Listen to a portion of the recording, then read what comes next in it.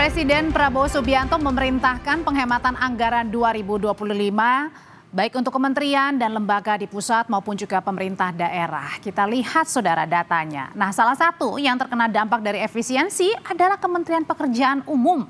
Anggaran Kementerian PU dipangkas hingga 73% dari sebelumnya 110,95 triliun rupiah, kemudian berkurang menjadi 29,77 triliun rupiah. Nah, karena pemangkasan anggaran itulah Kementerian PU ini tidak menganggarkan pembangunan jembatan gantung untuk akses masyarakat. Selain itu juga tidak ada anggaran perbaikan jalan. Sementara untuk pembangunan jalan tol dianggarkan sepanjang 13 km dan jalan nasional sepanjang 63 km. Lalu pertanyaannya, bagaimana dampak pemotongan anggaran ini bagi kepentingan masyarakat? Apalagi jalan merupakan hal yang sangat vital menggerakkan ekonomi warga. Kita akan bahas usai tayangan berikut. Jalan penghubung dua kecamatan di Kulon Progo, Yogyakarta sepanjang 3 km batal diperbaiki karena efisiensi anggaran.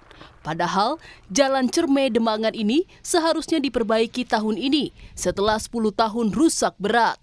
Jalan ini masuk kategori jalan kabupaten yang seharusnya diperbaiki dengan dana alokasi khusus 23 miliar rupiah.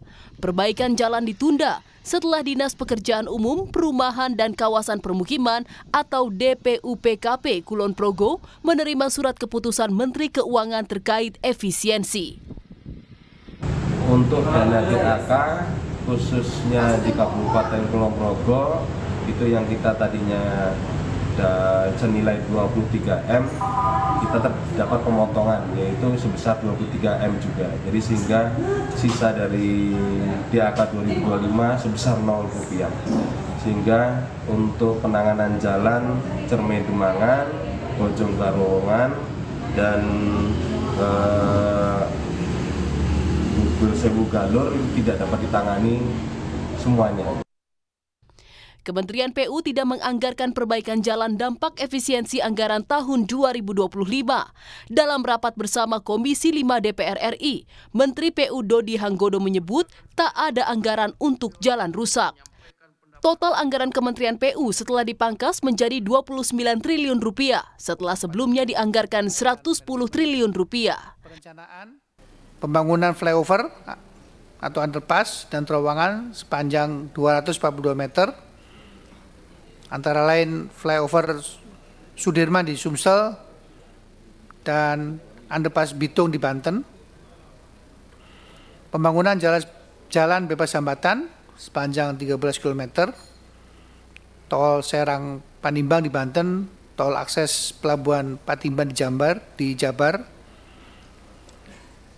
Tidak ada kegiatan pembangunan jembatan gantung dan preservasi jembatan untuk sementara waktu.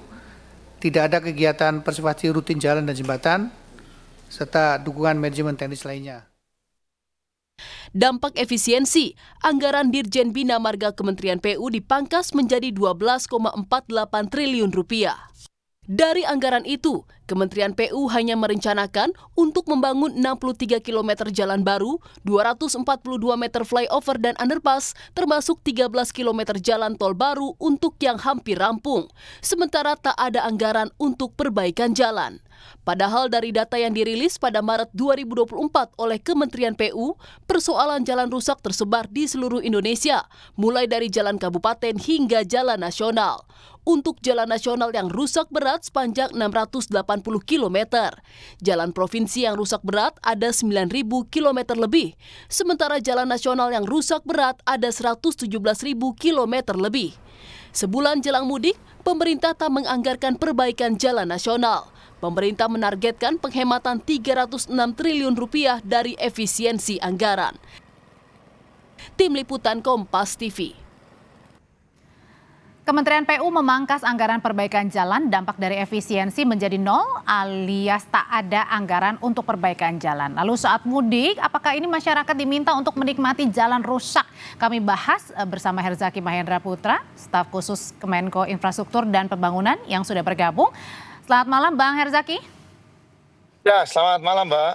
Ya, di studio juga sudah bersama saya ada Mas Yanuar Arif Wibowo, anggota Komisi 5 DPR dari fraksi PKS. Malam Mas Yanuar. Selamat malam Mbak Audrey dan semuanya. Assalamualaikum. Waalaikumsalam. Saya mau ke Bang Zaky dulu. Bang Zaky, jadi ini tidak ada anggaran perbaikan jalan nasional. Jadi sebenarnya kenapa infrastruktur ini yang dikorbankan? Ya, begini Mbak, gitu. Sebenarnya kan kalau bicara mengenai anggaran kan, kita kan sumbernya tentu dari teman-teman Kemenq, diskusi dengan teman-teman kementerian. Tapi sebenarnya saya ingin menyampaikan, hari ini masih di exercise Pak, ya. Jadi kemarin kan adalah exercise pertama, exercise awal, lalu kemudian ada arahan ternyata dari Pak Presiden melihat situasi terkini, efisiensi tetap akan dilaksanakan, tapi itu fokus adalah yang tidak menyentuh misalnya terkait dengan rapat, ya perjalanan dinas, bagi luar negeri itu yang banyak dikurangin. Nah ini kemudian pada saat kemudian masuk ke PU, memang ada beberapa mata anggaran yang kemudian lihat sehingga menimbulkan konsekuensi tidak ada pemeliharaan, kemudian tidak ada perbaikan atau sejenisnya. Nah, Nol loh, kemudian nol perbaikan untuk pemeliharaan ya Bang? Nah ini kami terima kasih kepada masyarakat, terima kasih kepada teman media, juga masih banyak pihak teman DPR juga. Pada saat minggu lalu misalnya Pak ya, waktu di rapat minggu lalu, Kementerian PU dengan teman-teman DPR juga menyampaikan masukannya. Nah ini semua didengarkan oleh Bapak Presiden, jadi kemudian minggu ini ada exercise lagi. Dalam proses exercise lagi, kemudian apakah memang anggarannya tetap sama seperti yang kemarin, saya dipotong, atau akan ada penyesuaian lagi. Nah kita tunggu nih. Kita tunggu, karena ini Pak Presiden mendengarkan betul masukan masyarakat. Yang kita lakukan, arahan beliau awalnya adalah pemotongan-pemotongan ini semuanya fokusnya adalah efisiensi yang tidak ada kaitannya dengan pelayanan kepada masyarakat. Tetapi ketika ada angka yang cukup signifikan di beberapa kementerian, di banyak kementerian ya, lalu kemudian ternyata itu mau nggak mau mempengaruhi nih, istilahnya itu mempengaruhi bukan lagi hanya lemak-lemaknya saja yang dibersihkan, tetapi juga ternyata ada pengaruh dengan kinerja. Nah inilah yang menjadi perhatian Pak Presiden, karena harapan beliau yang dikurangin itu adalah terkait dengan istilahnya itu tidak bersentuh langsung Kalau dengan gitu Bang masyarakat. Zaky, saya langsung nanya ke Mas Yanuar aja. Jadi Mas Yanuar yang paling terbaru itu ada nggak sih revisi untuk anggaran? Ya, saya baru saja di Komisi 5 ini raker dengan seluruh mitra, termasuk juga dengan Kementerian PU ya. Ini jadi atensi kami ya terkait dengan perbaikan jalan yang masih dinolkan. Memang besar harapan kami ya sebagaimana Pak Presiden selalu memberikan arahan bahwa efisiensi ini adalah anggaran yang tidak berdampak langsung pada masyarakat dan tidak menimbulkan atau berdampak kepada pertumbuhan ekonomi. Nah, kita selalu mengingatkan kepada mitra kami seperti Kementerian PU dalam hal ini untuk fokus ya, mana anggaran-anggaran yang memang tidak berdampak kepada masyarakat itu yang diefisiensi. Memang cukup mengejutkan, anggarannya cukup besar dieliminir gitu ya, diefisiensi dari 110 menjadi 29 triliun.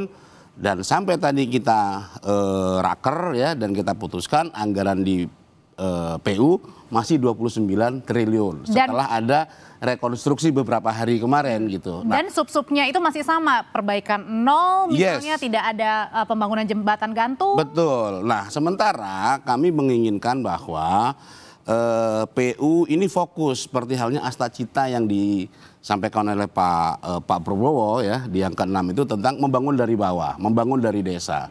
Nah infrastruktur berbasis masyarakat yang ada di desa-desa itu ya bisa menaikkan atau meningkatkan pertumbuhan ekonomi, kemudian bagian dari upaya kita untuk ketahanan pangan. Nah ini kan penting ya. Nah kembali ke tema yang kita sedang bahas ini. Sebentar lagi kita akan bertemu dengan momentum Lebaran. Tentu banyak masyarakat kita akan melakukan perjalanan mudik ya, Lebaran dan seterusnya. Ini akan menjadi atensi kami di Komisi 5. Pasti menjelang itu kita akan evaluasi lagi. Tadi saya juga sempat sampaikan ke Pak Menteri ya, tolong Pak ini jadi atensi. Karena menjelang Lebaran kita akan evaluasi. Ya, apalagi jalur Pantura ini biasanya apalagi jalur Pantura, Trans Sumatera ya. Bahkan ketika terjadi kepadatan itu kan selalu diarahkan oleh aparat kepolisian jalur alternatif. Alternatif pun kita minta untuk dimitigasi supaya tidak terjadi banyak eksiden atau kecelakaan. Oke, nah kalau kayak gini gimana nih Bang Zaky? Kalau tadi dari hasil rapat Komisi 5 aja tetap aja tuh anggaran yang diperbaikinya nol, tidak ada pembangunan jembatan gantung juga. Pertanyaannya nih masyarakat diminta untuk menikmati nih kalau pas mudik ini jalannya rusak nih Bang. Ya, begini Mbak, ini mudik ini menjadi salah satu perhatian besar ya pemerintah. Karena alhamdulillah ketika kemarin Nataru ya ada beberapa terobosan yang kita lakukan, pelayanan kepada masyarakat, diantaranya tiket turun 10% ya untuk pesawat udara di beberapa titik. Nah hari ini kita ingin agar pada saat Lebaran bisa melakukan hal-hal yang lebih besar lagi dan lebih luas lagi dampaknya kepada masyarakat. Ini semua sedang kita exercise ya, situasi hari ini memang kita berbicara ya. Ya adanya begini ya kita upayakan bagaimana agar masyarakat tetap mendapatkan hal yang terbaik. Mudik ini menjadi concern kita, perhatian kita. Teman-teman di PU misalnya ya di berbagai titik juga sudah mencermati, sedang mendata potensi-potensi kepadatan maupun potensi jalan-jalan yang misalnya rusak, atau yang misalnya nanti jangan-jangan bisa membuat kemacetan. Nah ini sedang dibahas. Minggu lalu baru saja Pak Menko rapat dengan teman-teman PU, rapat dengan teman-teman Kementerian Perhubungan, ya bahkan juga termasuk dengan BUMN, ya maupun dengan beberapa BUMN lainnya gitu, instansi lainnya, termasuk dengan Korlantas juga. Artinya ada kemungkinan untuk revisi lagi nggak, Bang? Ya kalau masalah revisi anggaran tentu hari ini kita masih terus mendorong, ya bagaimana caranya, ya sehingga apa yang kita miliki hari ini benar-benar bisa tetap optimal dalam melayani masyarakat. Apalagi untuk mudik Lebaran ini kan hajatan luar biasa besar ya. Begitu banyak masyarakat Indonesia yang terlibat, ini menjadi perhatian besar dari pemerintah. Kita ingin agar bagaimana semua pihak, banyak pihak yang menjalani Lebaran ini bisa dengan tenang dan nyaman nih. Nah, makanya tadi minggu lalu kita ada lakukan rapat koordinasi, semua pihak sudah punya PR-nya semua, masing-masing dari Pak Menko sudah menyampaikan apa teman-teman perhubungan, teman-teman PU seperti apa, lalu teman-teman bahkan pariwisata juga terlibat, Menteri BUMN seperti apa, lalu kemudian BMK, bahkan BMKG, Mbak. Jadi yang kayak gini-gini kita sudah lakukan, kita mitigasi, tapi tunggu dan terus berproses. Tapi makasih teman-teman media, terus ingatkan juga. Terus ingatkan juga. Bang Zaky, saya mau nanya, sebentar saya mau nanya dulu ke Mas Yanuar ya. Mas Yanuar, jadi pada saat ditanya juga nggak sih dari teman-teman Komisi 5 di DPR gitu, ini sebenarnya yang mencoret-coret anggaran ini dan membuat anggaran ini siapa begitu? Karena kan memang misalnya kalau dinas keluar negeri bangkas, karena itu juga tidak berdampak pada masyarakat. Kalau ini kan sangat berdampak nih, pembangunan jalan, perbaikan jalan. Iya, ini kan mekanismenya memang agak ini ya, dari pekerjaan beberapa kementerian. Efisiensi itu kan dari angka-angka yang dulu dianggarkan di 2025 ya ketika September 2024 itu dengan program unggulan yang sekarang Pak Presiden sedang luncurkan, ini kan pasti ada adjustment, ada perubahan-perubahan. Nah, ini semua mitra kami ya di PU, di perhubungan dan seterusnya itu mereka diberikan pagu gitu ya oleh Kementerian Keuangan untuk di-exercise gitu dan dimintakan persetujuan kepada kami. Nah, kalau kami di Komisi 5 itu memang ya kewenangannya eksekutif.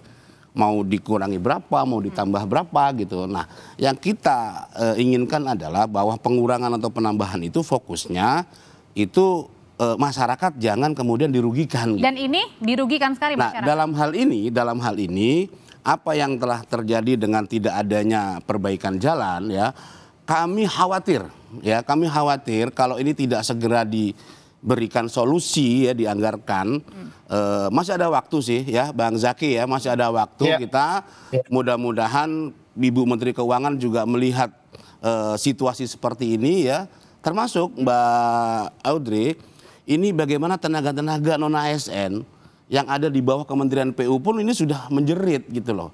Jadi tenaga-tenaga yang penjaga pintu air ya, penjaga bendungan yang non ASN ini sempat kemarin kan dirumahkan. Kita ingin jangan dampaknya kemana-mana. Tapi kita ingin bahwa ini menjadi fokus gitu ya kepada masyarakat kecil. Pak Prabowo tentu sangat ingin ya masyarakat kecil itu dilayani dengan baik. Mereka ya jangankan urusan begini ya, urusan makannya aja diperhatikan sama beliau gitu loh.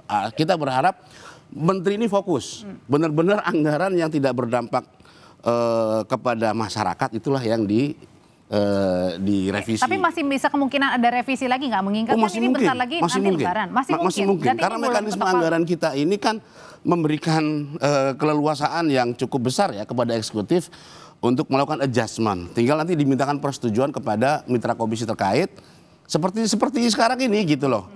Ini kan adjustment biasa aja gitu. Dari 110 menjadi 29, dari 30 jadi 13 di perhubungan dan seterusnya.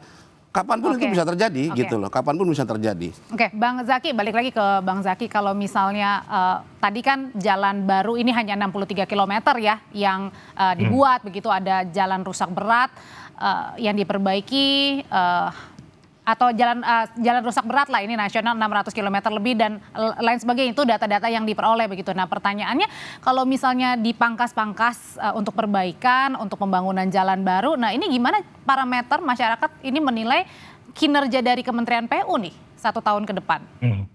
Ya begini Mbak, bagaimanapun ini masih awal, ya itu satu hal. Yang kedua kan semangatnya Pak Prabowo ini kan ingin ada efisiensi. Nah, beliau ingin setiap dari kementerian setiap kali itu menyampaikan usulan-usulannya seperti apa nih duduk bareng dengan teman-teman Kementerian Keuangan. Dengan harapan tentu pengeluaran-pengeluaran yang tidak perlu itu bisa dihilangkan. Nah, tentu bagi beliau bagaimana layanan ke masyarakat tetap berjalan dengan baik. Nah, hari ini memang dalam exercise yang kita lakukan, tadi ada beberapa konsekuensi. Tapi ini yang lagi sedang kita carikan jalannya juga. Tetapi satu hal yang pasti, tadi seperti disampaikan oleh Pak Yanuar, ya kita terus exercise, kita terus komunikasi ke Menkyu, ke Pak Presiden, ya juga ke teman-teman DPR, ya juga terus menyerap aspirasi dari masyarakat. Dan kita kan mempelajari semua nih. Hanya semangatnya tetap sama, semua kementerian, termasuk Kementerian Kemenko Infrastruktur, kita dukung penuh yang namanya efisiensi ini, kita ingin hilangkan lemak. Tetapi yang kedua, kita tetap jaga bagaimana pelayanan masyarakat tetap optimal. Nah, yang ketiga, Pak, terkait dengan lagi-lagi ya, untuk Lebaran ini kita benar-benar jaga. Hanya kan kalau Pak Menko AHY ini kan tipikal orang ini kan bekerja dulu, ya kan, koordinasi rapat segala. Nanti kalau sudah ada hal-hal terobosan yang bisa disampaikan kan sama, nggak ada yang menduga loh, Mbak.